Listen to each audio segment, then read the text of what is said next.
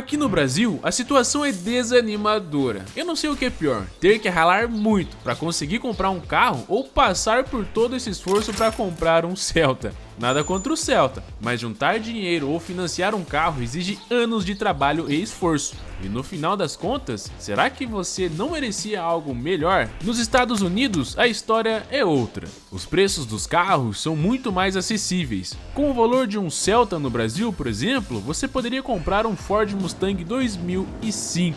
Sim, um Mustang.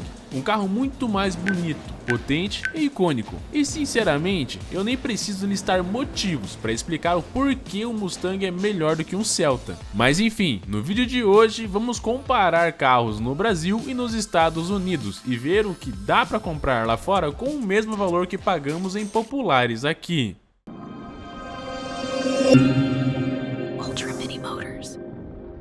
O Fiat Uno é um dos carros mais populares aqui no Brasil. Mas, para ser justo, vamos pegar um modelo 0 km que custa em cerca de 50 mil reais. Agora, você já parou para pensar no que poderia comprar lá nos Estados Unidos com esse valor? Com 9.800 dólares, cerca de 52 mil reais, você pode comprar uma BMW 320i de 2013. Sim, enquanto no Brasil você compra um Uno, lá nos Estados Unidos você poderia estar dirigindo um sedã premium alemão com motor potente e acabamento sofisticado. E claro, um desempenho muito superior. Outro carro bem popular aqui no Brasil é o Renault Kwid, que custa entre 70 e 80 mil reais. Com esse mesmo valor lá nos Estados Unidos, você poderia comprar um Chevrolet Camaro de 2010. Que custa cerca de 10 mil dólares, cerca de 53 mil reais, e ainda sobraria um dinheiro. Aliás, só para efeito de comparação, você sabe quanto custa um Kwid nos Estados Unidos? Nada. Ele nem é vendido por lá. E faz sentido, né? Quem escolheria andar de Kwid nos Estados Unidos podendo comprar um Mustang, um Camaro ou até uma BMW por um preço acessível? Agora, para piorar ainda mais a comparação, você sabe quanto custa um Camaro 2010 aqui no Brasil? Mais de 200 mil reais. Ou seja, enquanto lá nos Estados Unidos ele custa menos que um Kwid, no Brasil ele vale o preço de um apartamento. Um outro caso absurdo é o Volkswagen Jetta. Aqui no Brasil, um Jetta GLI pode custar cerca de 220 mil reais. Lá nos Estados Unidos, o mesmo carro custa o equivalente a 120 mil reais. Ou seja, lá fora você paga quase metade do preço pelo mesmo carro, com a mesma qualidade e os mesmos equipamentos. E os preços dos carros no Brasil já são um escândalo. O tempo que um trabalhador leva para quitar um carro zero é ainda pior. Comprar um carro aqui não é só caro, é demorado. Enquanto nos Estados Unidos o mesmo modelo pode ser quitado em pouco tempo e com juros baixos, no Brasil, o financiamento se torna uma dívida quase interminável. Para se ter uma ideia, um americano pode pagar um Mustang ou um Camaro em cerca de 19 meses, enquanto o brasileiro precisa em média de 119 meses, quase 10 anos, para pagar um carro popular como um Onix ou um Kwid. E por que os preços lá são tão baratos?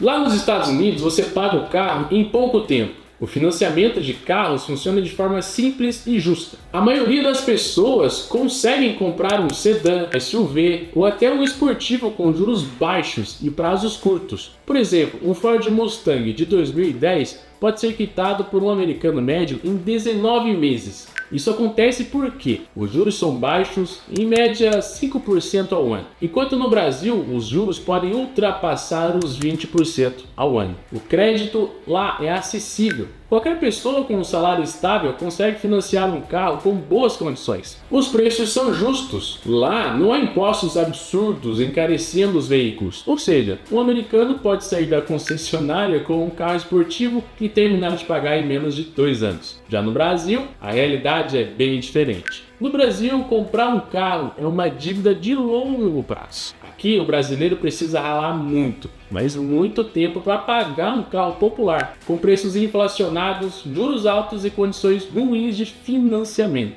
Muitas pessoas se endividam por anos para conseguir um carro básico. Vamos pegar um exemplo real de financiamento no Brasil. O Chevrolet Onix, por exemplo. 1.0 de 2024. Está na faixa dos 86 mil. Você dá uma entrada de 20%, 17.200. O saldo devedor é de 68.800.